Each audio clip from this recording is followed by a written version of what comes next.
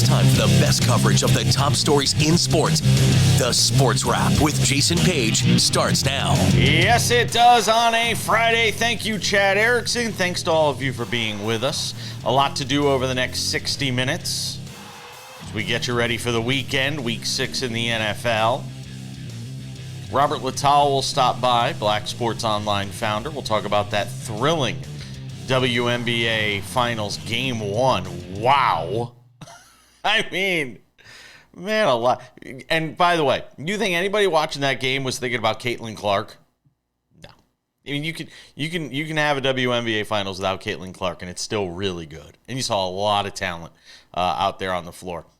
We'll talk some about that. Also, we'll be joined by our friend Tino Pattigno because it's Friday. And Sam Yarnell, if it's Friday, what is it? It's a NASCAR Friday, Jason Page. There you go. See, ladies and gentlemen, that is how we introduce Sam Yarnell, who now you can see him joining us on the show. So we've got our favorite games to talk about from what we're looking forward to most from Week 6 in the NFL. We'll give a couple of those for you coming up in the next segment. We'll talk about the MLB postseason as well, with the Yankees punching their ticket for the ALCS. Are we surprised? We'll get into that as well. But we start things out with the beginning of Week 6 in the NFL, and that was the Niners going into Seattle. And look, I mean, it's as simple as this. They took care of business. They win. They get a win on the road in Seattle. We kind of know what the Seahawks are by now.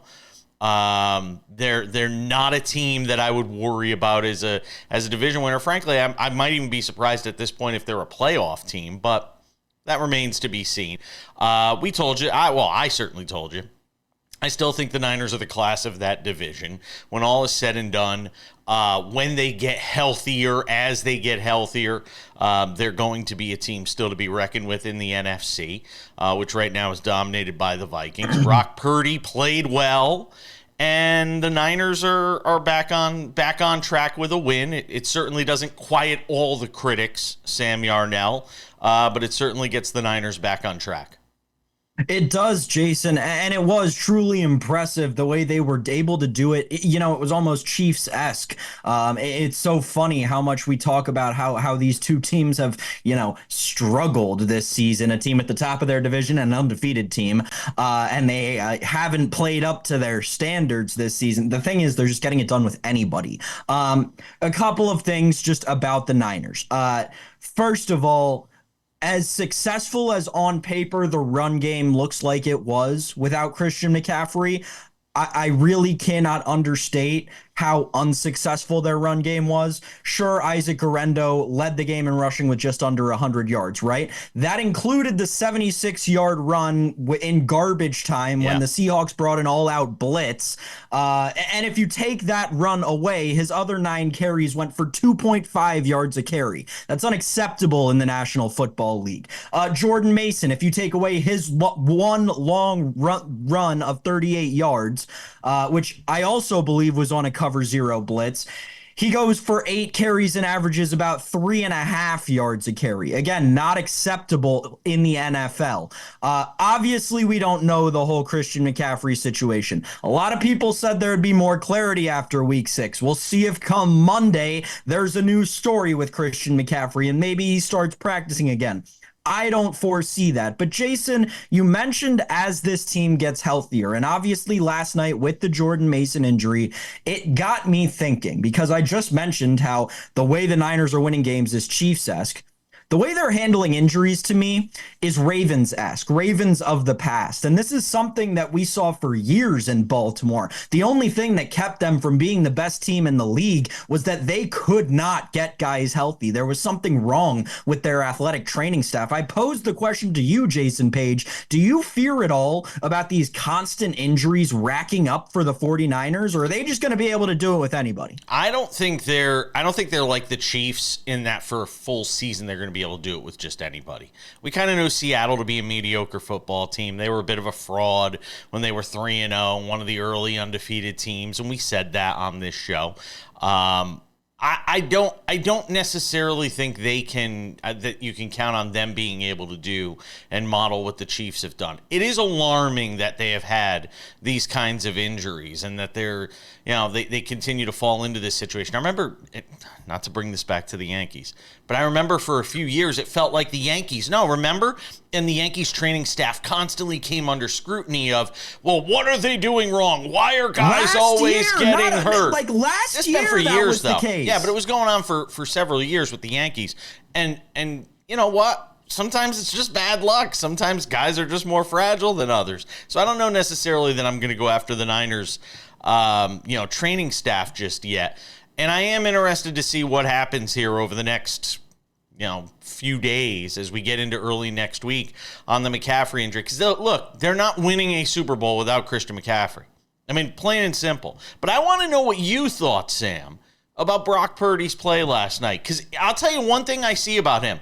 Not only is he making throws, he's now doing a lot more with his legs. I don't know how crazy I am about that, but he's doing a lot more getting outside the pocket and making plays with his legs than I think we saw in his first couple of years in the league. Jason, last night, for the first time since I've watched him, I confidently thought Brock Purdy looked like the most valuable player in the NFL. Whoa! It was MV Purdy last night. He willed his team to victory. The throws that the guy made down the stretch, I mean, it shows, it's reflected in the odds. The guy was over 18-1 last night going into the game. We wake up this morning, it's plus 1,000. Price is cut almost in half because of one game. And you know what?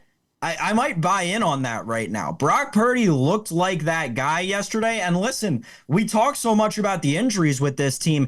If he is the only consistent with regard to health, we see this with Mahomes. We saw it last year. They'll give Purdy the MVP just off the strength of his team remaining competitive with none of the other stars remaining healthy. Listen, I got to give the kid props. He really came out and did it on a big stage in a division game with the division lead on the line. Brock Purdy looked like the MVP of the league last night. Can I tell you this, too? This is going to sound like something my father would say. One of the things my father used to always hate about watching LeBron James was it didn't look like LeBron enjoyed playing basketball. In the middle years of his career, there was always a scowl on his face. He always looked angry. And my dad used to always say, I love watching people who look like they enjoy playing the game. Brock Purdy looks like he enjoys every second of it. That unbridled enthusiasm. He's still not jaded yet by it, It's still kind of new to him. It's still a bit of a honeymoon phase. And this kid from Iowa and Mr. Irrelevant. I love the unbridled enthusiasm that he brings to the game every single week.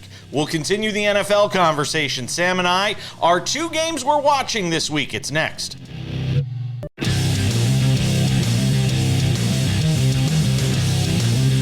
Coming up in 10 minutes, we'll get into the baseball. The baseball. Yankees punching their ticket for the ALCS. Who will they meet there? Still to be determined. Sam Yarnell returns. As we get into one of my favorite things we do every week on the show. We try to parse through the busy NFL landscape on Sunday afternoon. So many games to watch. What are you choosing from? What are you going to go and sink your teeth into? We've got two games each that we will be doing that with. Sam, lead it off. Give me the two games that you are most looking forward to peeking in on this weekend. All right, Jason, we're going dumpster diving special this week. I got two real ugly ones for you. First, we'll start in the NFC South, potentially the worst division in football. Bucks and Saints. I mean, I'm going to be locked in on this one. Spencer Rattler getting the start for New Orleans because Derek Carr is injured, and Jake Haener, that kid they put in the other night to fill in for Carr, proved that he was awful and it only took a few snaps. So Spencer Rattler, who we talked about yesterday on the show, going to get the nod for New Orleans. I'm excited to see what he does, but I'm more excited to watch Alvin Kamara prove that he actually probably is the best back in the league still to this day. He and Derrick Henry are really going to be going at it against a couple of rough defenses on Sunday. But I'm excited to watch Alvin Kamara. I assume it'll be a lot of Spencer Rattler handing the ball off to Alvin Kamara.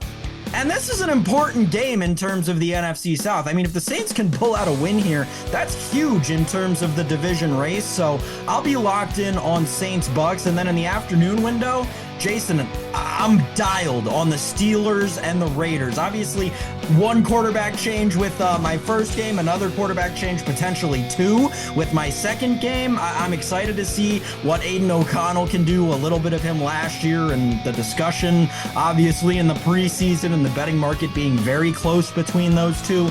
Very excited to see what Aiden O'Connell can do. And we don't know as of Friday morning whether or not it'll be Russell Wilson here in Week 6 for the Steelers. I personally, we talked about this on the show yesterday as well. I really hope it's Justin Fields. I think that the dual threat that he's proven to be is, like, in terms of fantasy, he's the 8th best quarterback this year. I know that fantasy doesn't mean everything, but he's protecting the football. He's throwing for touchdowns. He's running. I like Justin Fields in that offense. I'm locked in on Steelers Raiders in the afternoon after my morning special of Bucks Saints. I mean, puke, Jason. That two ugliest games on the slate, maybe. All right, fair enough. By the way, I've seen enough of Justin Fields. I know we talked about this on the show yesterday. Give me some Russell Wilson. Let me find out. Let's find out what the ceiling is right now for Russell Wilson in 2024. I'm just saying. Don't we all know what the ceiling is, we Jason? Think we do. We think we do. All All right, Sam, I got two games for you that I'm watching this weekend. Look, I mean, Commanders-Ravens is going to be must-see TV, you know? I mean, look at the total that they've set in that game, 51.5. By the way, little foreshadowing there for Page versus the Prince coming up a little later on. Commanders and Ravens, I love this game. I think it's going to be a great watch.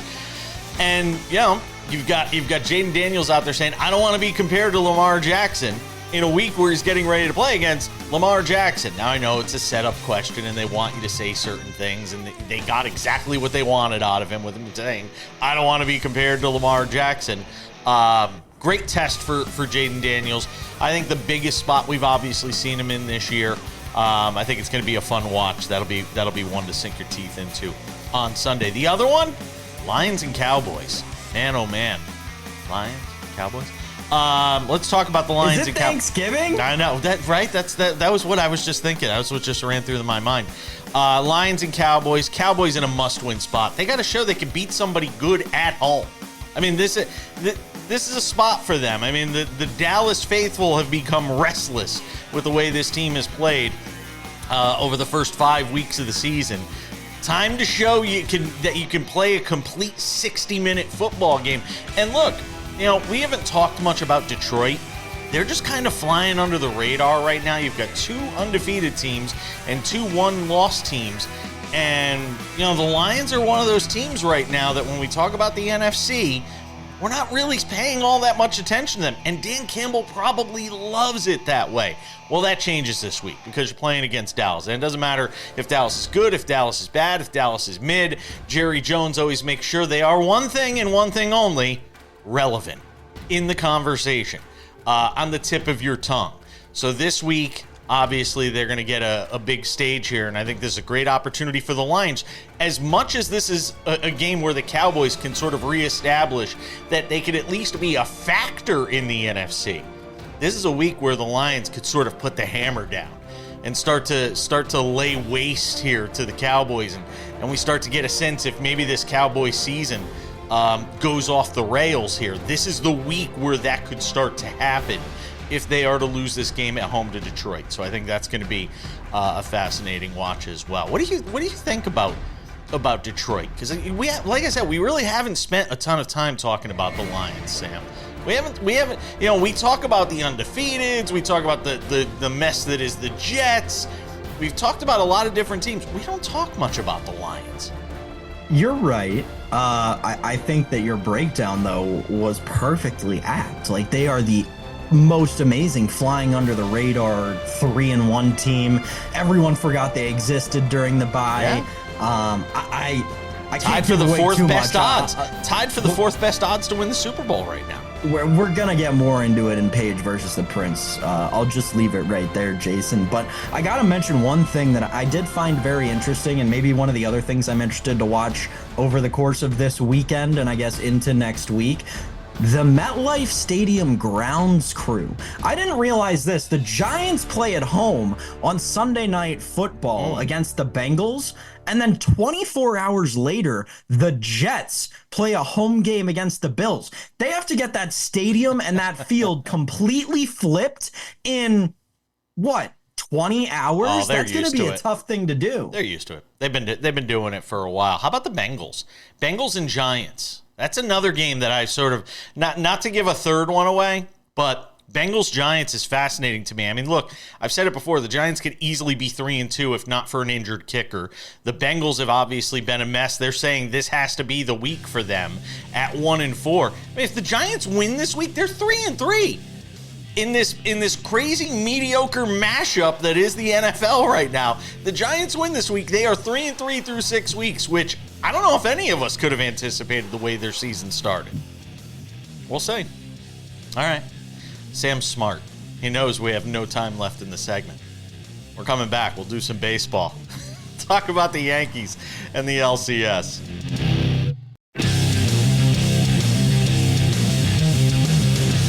Coming up in 10 minutes, Robert Littal, founder of Black Sports Online.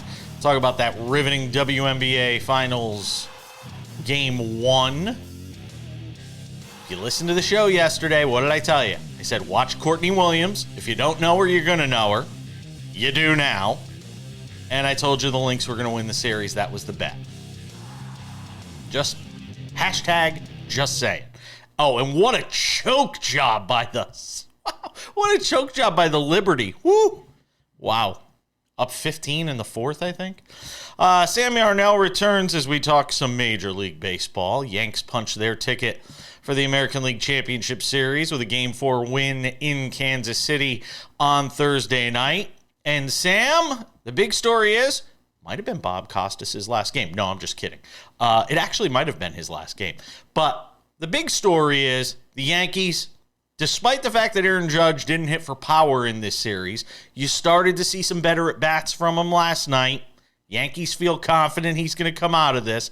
Giancarlo Stanton continues to do amazing things, and the Yankees are on their way to the American League Championship Series. We don't know yet who they will face. I like the little benches clearing incident last night. Anthony Volpe throwing a forearm into some guy's chest who's making a late slide, by the way. And Garrett Cole, who are you going after? We need you on the mound. Please don't go running after players in the middle of benches clearing incidents. Get as far away from it as possible, please. All right, I'm done. I was surprised he didn't get injured just running after somebody. Anyway, that's neither here nor there. And by the way, in all that, Jazz Chisholm, dude, Jazz Chisholm. I gotta hold the mic right here. Jazz Chisholm, just so you understand, this is your first season coming over from the Miami Marlins, young man. You played for the Miami Marlins. You are not allowed to say anything, sir. You played for the Miami Marlins. This organization saved you. All right, back to this series. Here's the thing. Giancarlo Stanton, for another guy who played for the Miami Marlins and has no business being good in the postseason, but he has somehow become Lou Gehrig this postseason. It's awesome. The Yankees might ride him all the way to the World Series. He might be the World Series MVP. I might have to bet that right now because I know we can bet that here in New Jersey. I might have to put in a Giancarlo Stanton World Series MVP bet because even if the Yankees lose that series, he might hit 7 home runs in a 5-game series, and that would be really fun to watch. The dude is crushing the baseball right now and seeing it like a beach ball. Aaron Judge, current postseason batting average, 154. That's up. What is the guy going to have to do? Yeah, right. Exactly. Jason's right. That is up. He had a big double last night and, scored one of their runs. Yeah. So walked a couple of times, which means he's not expanding the zone. And that's one of the things I look for is he's not expanding the zone. He's still staying within himself. I'm telling you, I expect a big American League Championship Series out of him. Just saying. his on-base percentage is fine. That was never really the concern. The concern is that he's not putting good swings on the baseball, and he's having his normal troubles where he's striking out on pitches that aren't middle. Like, sure, he can hit missed pitches 450 feet. He was always able to do that, and that was like the thing that he's the king of. But what gave him so much success and what gives him so much success during the regular season is like he'll go through phases where that's not the only pitch that he can hit. And right now is not one of those phases. And in his career, the postseason has never been one of those phases. The contact rate is fine. It's just the weak contact rate is through the roof for Aaron Judge. And for a guy that strong hitting in that part of your order, I still just don't think it's that sustainable. Garrett Cole, again, you got, and I know they won this game. Well. And I know what are you gave talking up about? One earned run across 7 innings. He did not pitch well. Yes, the Royals did. The Royals did not have good at bats at any point throughout this game. And Garrett Cole gave up 6 hits. He shouldn't have even given up 6 hits. There were like 4 that should have been actual hits and 2 bloopers that, could have been caught. Listen, the Yankees are the rightful favorites to win the World Series right now. Of course, the Dodgers are playing in Game 5 Friday night.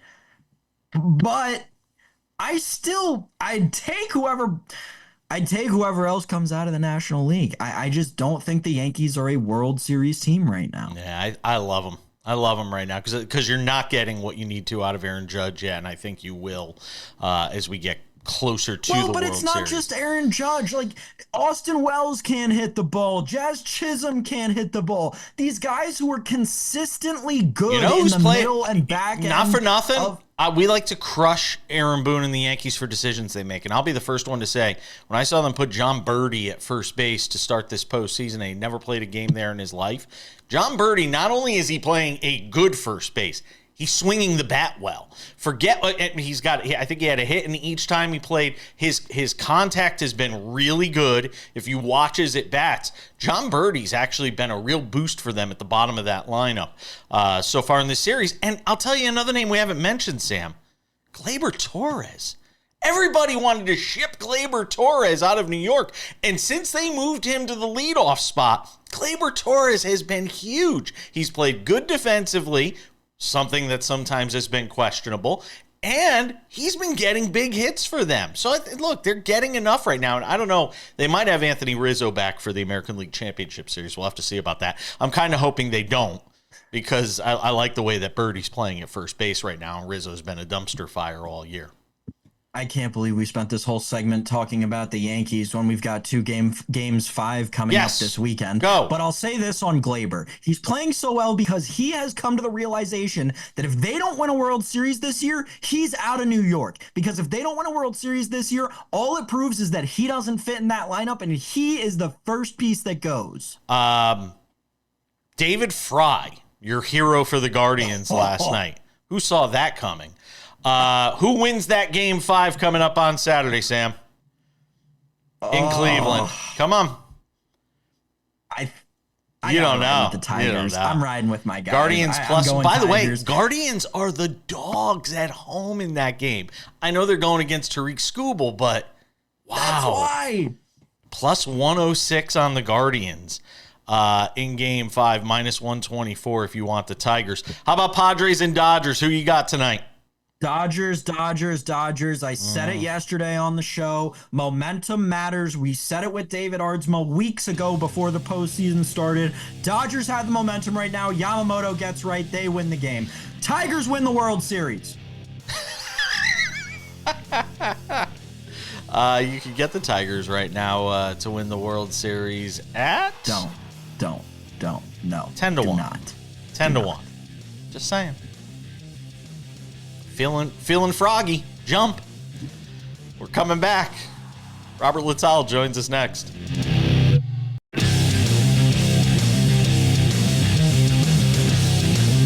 Let's take it to segment 4 on this Friday edition of Sports Wrap. Coming up in 10 minutes, Tino Pattigno, the NASCAR news and notes you need if you're looking to bet on this weekend's race at the Roval in Charlotte. All right, I got to ask you an honest question here before we talk about the WNBA Finals. Robert Littal, founder of Black Sports Online, hanging out on the show. Have you ever watched a second of a NASCAR race? Oh, I've been to NASCAR races before. Really? See, I've been to the Daytona 500 before. I've been to races in Charlotte. I've been to the NASCAR Hall of Fame. I have pictures of me with Jimmy Johnson and others. I'm a very well-rounded sports reporter, believe it or not. Color me shocked. Color me shocked. IndyCar. I've done it pretty. If it's sports or entertainment related, at some point in my life, I've dipped my toe in it. Wow, I would not have known that. I've still never been to a NASCAR race. Oh, you got to go. You got to get on one of the great things about NASCAR, especially with media and with fans, really, if you have the right access, is you can get on pit row. Yeah. And it's just an experience just walking down there. I will say, though, if you're sensitive to like noise, bring some headphones. And the worst part is, next week is the NASCAR playoff race here in Las Vegas. Vegas, yeah. And I already had plans to be out of the area. So I won't be here next weekend for the Las Vegas for the South Point 400. Unfortunately, I screwed up on it. That's on me. All right, let's talk about the because I was texting with you last night when I was talking to you about coming on. Boy, I didn't hear anybody last night. I'll guarantee there wasn't anybody at Barclays Center last night going, man, I sure miss Caitlin Clark. Man, this thing is a snoozer because Caitlin Clark isn't playing. And I'm not saying that to bang on Caitlin Clark, because anybody who's listened to the show or watched the show knows I love Caitlin Clark. But, man, that game really demonstrated the depth of talent in this league right now.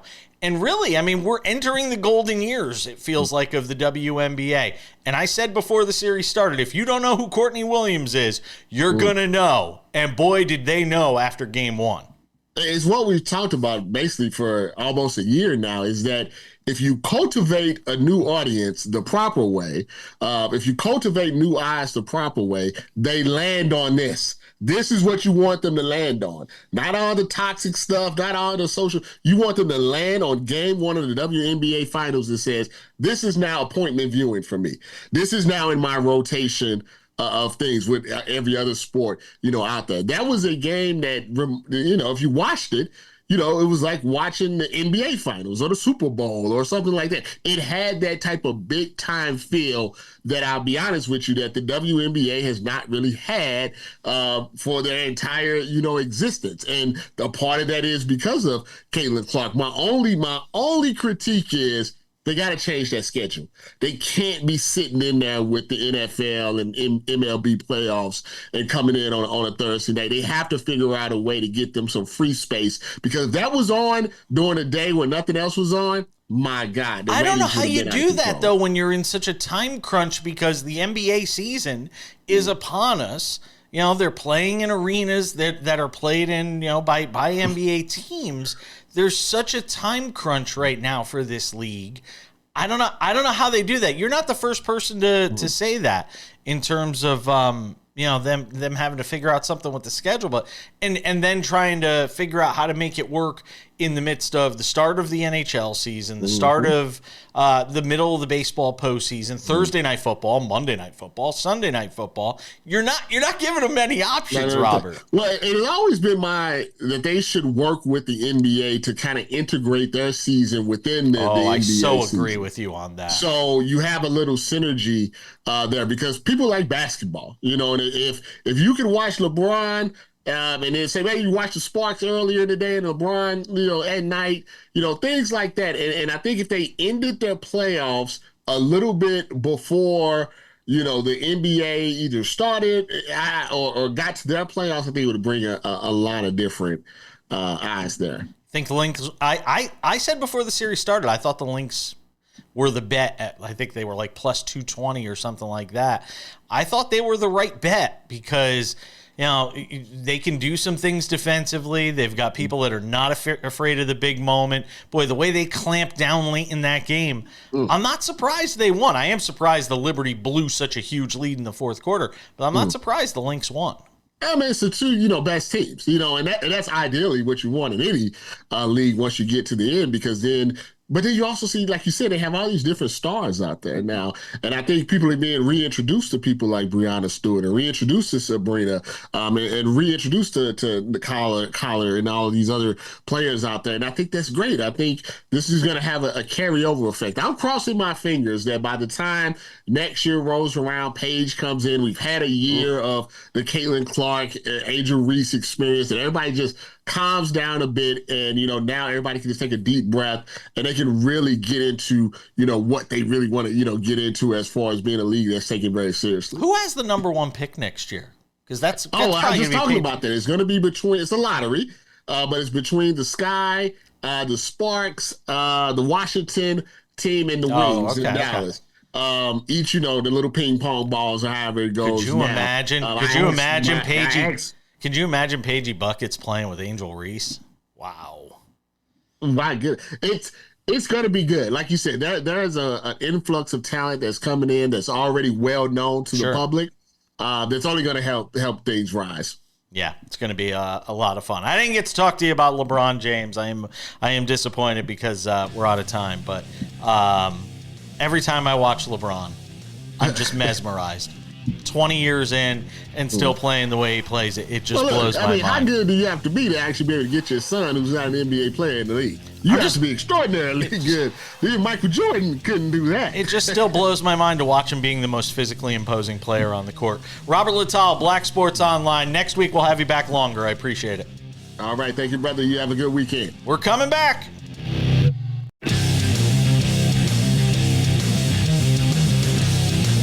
Paige versus the Prince wraps it up in 10 minutes. Sam Yarnell and myself. Our NFL picks for this week. But before we do that, it's Friday, and that means it's a NASCAR Friday with that guy. Tino Pattigno is here, ladies and gentlemen. Does he have a voice?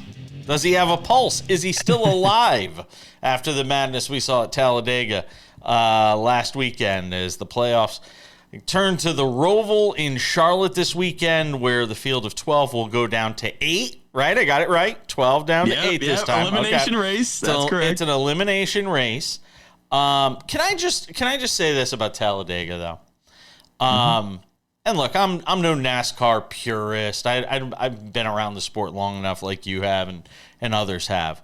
But to have a race like we have, when you have the playoffs at stake, and you basically have a crapshoot where wrecks are abound, you're just waiting for the big one, or in this case, as it was last week late in the race, a huge one, and that's dictating something as important as the postseason, where it's just luck of the draw if you survive the big one, or you can get your car into the pits without it having to get on a tow truck or be towed in. To me, that doesn't. I don't know why NASCAR would want its playoffs coming down to something as, I don't know, as thrown to chance as that is. Am I missing something here?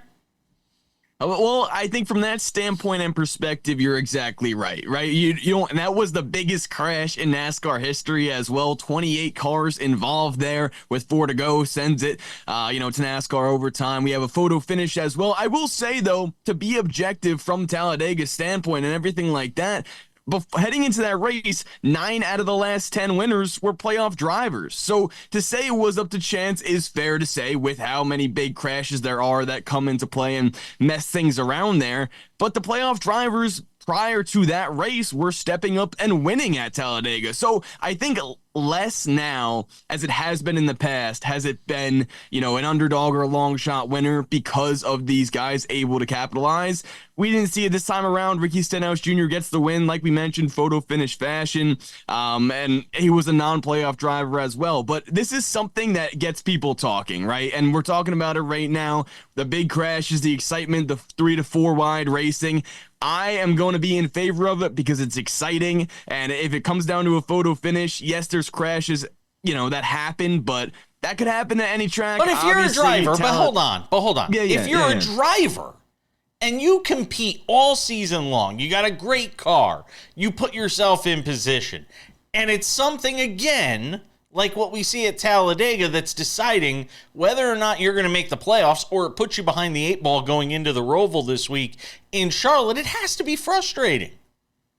Oh, for sure, 100%. And the drivers feel the same way. But at the same time, there are drivers that are good at super speedways. And there is a way to get better at them. Learning the draft, understanding how to push to the front, knowing that you can be aggressive, but over-aggression leads to wrecks like we saw there with the 28-car pileup, which was the biggest in NASCAR history as well. So it was something that we hadn't seen before. But at the same time, the big one always happens at these types of races and this racetrack. To me, I will still be objective and say that I'm in favor of it, because there are some drivers out there that are consistently good at super speedways. So, they can capitalize on that. It's not any sort of luck that they are always at the front. They're mastering their craft at that type of track. And I think it's going to take all different types of tracks as we go to the Roval this weekend with the road course to get to the championship 4. And that's something I am, proud of with how the playoff system is formatted. All right. Talk to me about this week's race. The Roval, I was looking at some of the different facts and statistics on it. It looks like, from what I was looking at, turns 16 and 17 are kind of interesting this year when you watch the race, and when the novices like me are watching. That's something we want to look out for. Shane Van Gisbergen, shocker, is your favorite from a betting standpoint. What are you watching for this week as we have so many drivers, good drivers, right around that cut line? Well, I'm watching the playoff picture to that standpoint that you mentioned as well, because there are a lot of good drivers that are below the cut line. Joey Logano is one of them, and around the cut line too, regular season champion and Tyler Reddick, Chase Elliott as well. Both, at least Chase Elliott has won on the Roval before. Logano's been strong at this track, finished 5th here last year. But when I look at the playoff picture, this is one thing that I wanted to really note in this one. The last 2 races in this round of 12 for the NASCAR playoffs have been won by non-playoff drivers.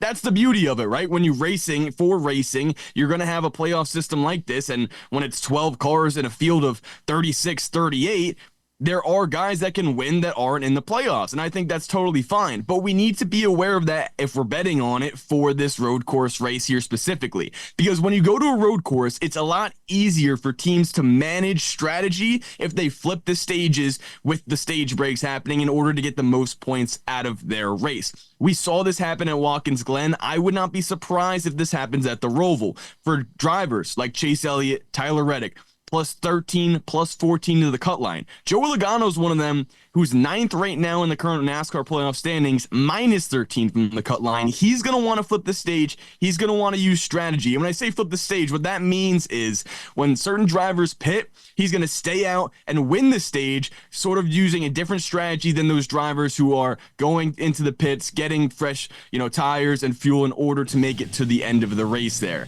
So to me, I think that is going to be really important in this one. All right, real quick, I got 15 seconds. From a betting standpoint, who wins the race? Or who are you? I gotta look at AJ Allmendinger. He won it last year. Plus 850. I think he can beat SVG in this one, but I wouldn't be shocked at a William Byron or Christopher Roval, as they're good on points right now. Follow Tino Pattigno on X. You'll get all his picks coming up this weekend. Always appreciate it, my friend. Enjoy the race. Thank you. Let's go left and right this weekend.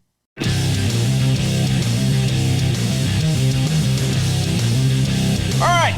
Just about time to put the wraps on this baby for a Friday. Don't forget, SportsWrap weekends, available on many of these same affiliates. We're adding new affiliates all the time. I just got word from our distributor at Telco Productions. We got some more announcements coming, hopefully next week, on some new places you'll be able to watch the show. So very exciting stuff there. SportsWrap with Jason Page podcast, available on all your favorite podcasting platforms. Go and check it out today. Spotify, Google Play, Apple Podcasts, TuneIn, iHeartRadio, Odyssey, Amazon, a whole bunch more. Go and check it out. Subscribe. Anything you miss from the show, you can find it there as well. All right, without any further delay, Sam Yarnell, it is that time of the week. It's Friday, and that means it's time for the weekly face-off for sports betting bragging rights. It's Paige versus the Prince on the Sports Wrap. All right, Sam Yarnell, week 6 in the NFL. Paige versus the Prince. 4 picks for you, 4 picks for me. We both went 2-2 last week. For the season, you are 12-8. I am 11-9. We are treading in mediocrity. Yeah, I know. That face says it all. Look at that, ladies and gentlemen. All right, Sam, what do you got? 60%. Like, I'm barely even sharp with these picks anymore. Come on. All right. We'll start with a game that you and I talked about earlier, Jason. One of my garbage time specials that I'll be locked in on this weekend. Steelers and Raiders. I don't think anyone scores in this game. This might be a 3-0 final score. Give me the under 36.5. My gosh, you're saying that the final score of this game could be 21-14 and I could still win? I don't think there's a chance that we get that far. Under 36.5, Raiders, Steelers. No one's scoring in that game. Also, Max Crosby's a dog. Maybe 6 sacks in this one game. Next, another game that you and I talked about earlier, Jason. Lions going down to Jerry World, and guess what? I think they're going to go in there and wipe the floor with the Dallas Cowboys. Talked about it all season long on this show. The Cowboys, to me, this year are a jat. They're just another team. I think the Lions, as Jason and I mentioned in a couple of segments ago, are a team that has flown perfectly under the radar. They're coming off of a bye. They've had 2 weeks to get ready for this game, get healthy, get the guys right. Amon-Ra St. Brown might go for 150 yards in this game. I like the Lions minus the 3 down in Jerry World. My other spread bet is in New York, another game that Jason and I mentioned earlier, as a matter of fact. The Bengals and the Giants. Listen, I do lean over in this game. I think there are a lot of points to be had with a bad Bengals defense, a Giants offense that's looked better than we expected, and a Bengals offense that may be the most prolific in the NFL right now. I think the over's a good look. I'm going to go with the Bengals minus the 3.5 because when overs come in, favorites generally tend to win. So we'll go Bengals minus 3.5. I think they get it done by a touchdown, maybe 6 points, something like that. And my final play, Jason, Chargers, Broncos over 35.5. This is an ugly one, a garbage time special, but I think Bo Nix can open it up at elevation, and I think we do get some points out west. So give me Chargers, Broncos in a divisional matchup over 35.5. So under 36.5, Steelers, Raiders, over 35.5, Chargers, Broncos, Lions minus 3 at the Dallas Cowboys, Bengals minus 3.5 at the New York Giants. All right, Sam. We agree on one. Do you want to guess? Do you want to guess which one we agree on? Lions minus 3. Actually, no. You know what? I take it back. We don't agree on one. I take it back. We don't agree on one. Yeah, we do. There it is. I found it. Sorry. Chargers, Broncos, we agree on. So that's one less. Yeah. Over 35.5. I am with you on that pick. Let me give you my 3 other games that I like outside of the one we agree on with the Chargers and the Broncos. Commanders, Ravens. Man, I think it's going to be a shootout. Over 51.5. Book it. I think both of those teams go off. We've seen that the Commanders, while being a lot of fun on offense, not so much fun on defense. They're going to give up some points in this game. I like the over in it. Over 51.5. The Bengals and Giants, I actually disagree with you on this one. I think it goes under. Lou Anarumo's defense has got to start showing something. And I think this is the week where they pick it up. On the road in New York against the Giants, or in New Jersey as it would be, against the Giants. Under 47.5 in that game. I think it's a low-scoring game. Lions and Cowboys, give me the over. We're going up, up, up, and away. Because what can you see happening? Cowboys down 21-7 at the half. They score a couple of touchdowns. You wind up with a shootout in the second half. This is what the Cowboys have been, not just this year, but in years past. They always seem to play better in the second half at home. I see a lot of points in that game, over 52.5. Interestingly, first time this season, I have gone with 4 totals. I like all the totals this week. So give me the Commanders and Ravens over 51.5. Chargers, Broncos over 35.5. Lions and Cowboys over 52.5. And the Bengals and Giants under 47.5. Because as my friend, the wonderful Eric Casillas likes to say, rooting for unders is like rooting for divorce when you go to a wedding. We don't do that. We're rooting for points. Life, I've always said this, Jason. Well, I heard it from somebody, and I've said it ever since. Life is way too short to bet the under. I agree. It's going to wrap it up for us today.